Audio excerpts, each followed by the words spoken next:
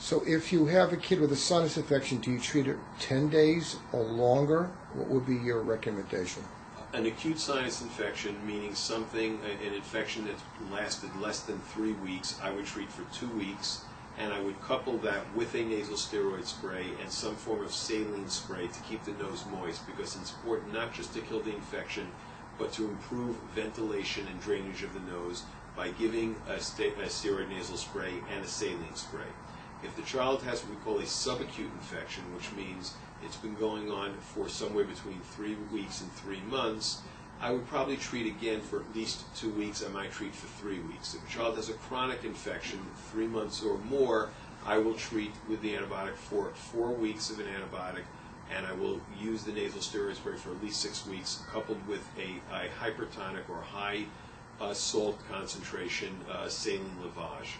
When is either an MRI or a CAT scan indicated if you're worried about sinus infections? A CAT scan is indicated for sinuses much more than an MRI. You get much better detail. So when you're worried about a sinus problem, a CAT scan without contrast is the way to go.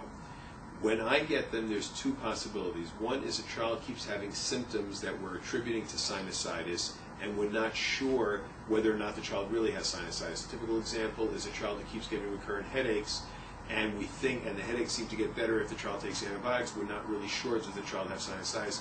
A good examination sometimes doesn't reveal purulent mucus in the nose, and the child may not be having nasal obstruction or cough. So if I'm not sure if the cause is really sinusitis, I will get a CAT scan without contrast to confirm the diagnosis.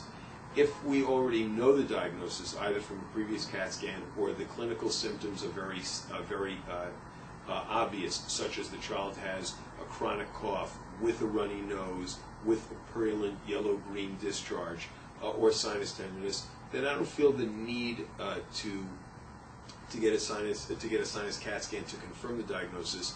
Then I would probably get a CAT scan only when the child is having a recurrence of this problem, 3 or more episodes in a year, or a chronic problem where we're treating them with antibiotics, treating them with nasal sprays, as I mentioned before, and they're not getting better. Then I have to confirm whether or not there really is still a sinus infection, or whether there is some other structural abnormality in the sinuses or the sinus drainage passage that makes you unable to respond properly to antibiotics and the other treatments.